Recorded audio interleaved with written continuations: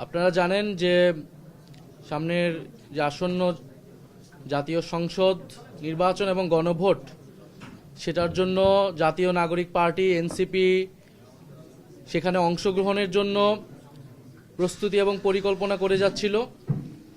আমরা সে বিষয়ে একটি গুরুত্বপূর্ণ সিদ্ধান্তে উপনীত হয়েছি আমাদের দলের পক্ষ থেকে, এবং সেটা আনুষ্ঠানিকভাবে জানানোর জন্য আজকের এই তাৎক্ষণিক প্রেস ব্রিফিং।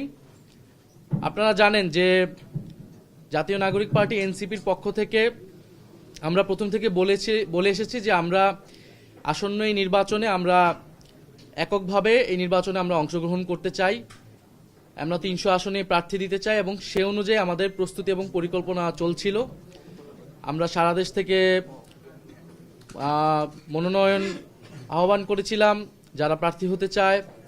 এর পরবর্তীতে আরও 2টি দলের সাথে আমাদের একটি রাজনৈতিক সমঝোতা হয়েছিল সংস্কার প্রশ্নে। তখন আমরা বলেছিলাম যে আমরা 3টি দল মিলে যে সংস্কার জোট, আমরা একত্রে নির্বাচনে অংশগ্রহণ করব। কিন্তু এরপরেই শরীফ ওসমান হাদির যে শাহাদাত বরণ এবং তাকে প্রকাশ্যে গুলি করার মাধ্যমে বাংলাদেশের রাজনৈতিক প্রেক্ষাপট অনেক বেশি পরিবর্তন হয়েছে। এই হত্যাকাণ্ড, এই শাহাদাত বরণের মধ্য দিয়ে আমরা বুঝতে পারছি যে বাংলাদেশে যে আধিপত্যবাদী আগ্রাসনী শক্তি তারা এখনও কার্যকর রয়েছে। গণ অভ্যুত্থানের মধ্য দিয়ে যাদেরকে আমরা পরাজিত করেছিলাম তারা এখনও চক্রান্ত করছে নির্বাচন বানচাল করার জন্য। তারা চক্রান্ত করছে এই যে সংস্কার এবং নতুন বাংলাদেশের অগ্রযাত্রা সেটাকে ব্যাহত করার জন্য, এবং তারা চক্রান্ত করছে এই জুলাই প্রজন্মকে নিঃশেষ করে দেওয়ার জন্য। সেদিন ওসমান হাদির গায়ে গুলি লেগেছে, কালকে আপনার গায়ে লাগবে, পরশুদিন আমার গায়ে লাগবে। কারণ প্রথম এবং প্রধান টার্গেট করা হচ্ছে এই জুলাই গণ অভ্যুত্থানে যারা অংশগ্রহণ করেছে সারা দেশের তরুণরা, নাগরিকরা, শহীদ পরিবার, যারা আহত যোদ্ধা রয়েছে। ফলে এই পরিবর্তিত প্রেক্ষাপটে আমাদের কাছে মনে হয়েছে, আমরা দলীয় ফোরামে আলোচনা করেছি যে আমাদের এই মুহূর্তে এই নির্বাচন সুষ্ঠুভাবে সম্পন্ন করার জন্য, প্রতিযোগিতা পূর্ণ করার জন্য, এবং যাতে আধিপত্যবাদী কোনো শক্তি আমাদের এই গণঅভ্যুত্থান পরবর্তী অগ্রযাত্রাকে ঠেকাতে না পারে, সেজন্য আমাদের বৃহত্তর ঐক্য প্রয়োজন।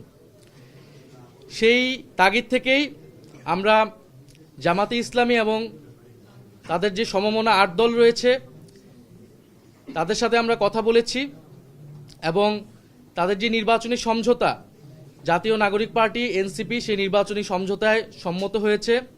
আমরা জাতীয় নাগরিক পার্টি এনসিপি এবং এই সমমনা 8 দলের সাথে আমরা একত্রে নির্বাচনে অংশগ্রহণ করব বলে আমরা সিদ্ধান্ত নিয়েছি।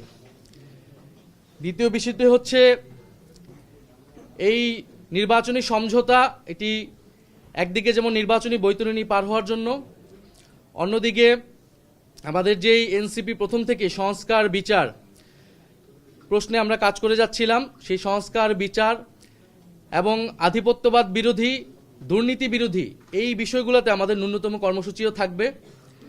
আমরা রাজনৈতিক জায়গায় আমরা মনে করছি এই মুহূর্তে বাংলাদেশের এই সংকটগুলো রয়েছে, যেখান থেকে এই বাংলাদেশকে রক্ষা করতে হবে, জুলাই প্রজন্মকে রক্ষা করতে হবে, এবং গণ অভ্যুত্থান পরবর্তী যে আমাদের আকাঙ্ক্ষা সেটা যাতে কোনোভাবেই ব্যাহত না হয়, এই জন্য আমরা একটা বৃহত্তর ঐক্যের জায়গায় পৌঁছেছি। আমরা আজকে আনুষ্ঠানিকভাবে আমরা শুধু এই ঘোষণাটাই দিচ্ছি। ঘোষণাটি অলরেডি সমমনা 8 দলের প্রেস ব্রিফিং থেকে আপনারা জানতে পেরেছেন।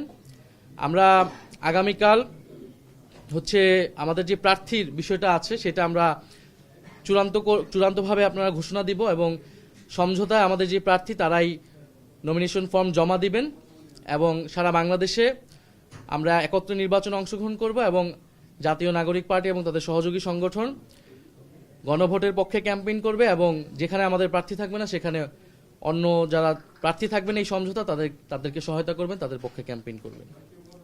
4 গুণ শক্তিশালী এনজাইম ও অধিক ফেনা সমৃদ্ধ অরিক সিলভার ওয়াশ মাত্র 70 টাকায়।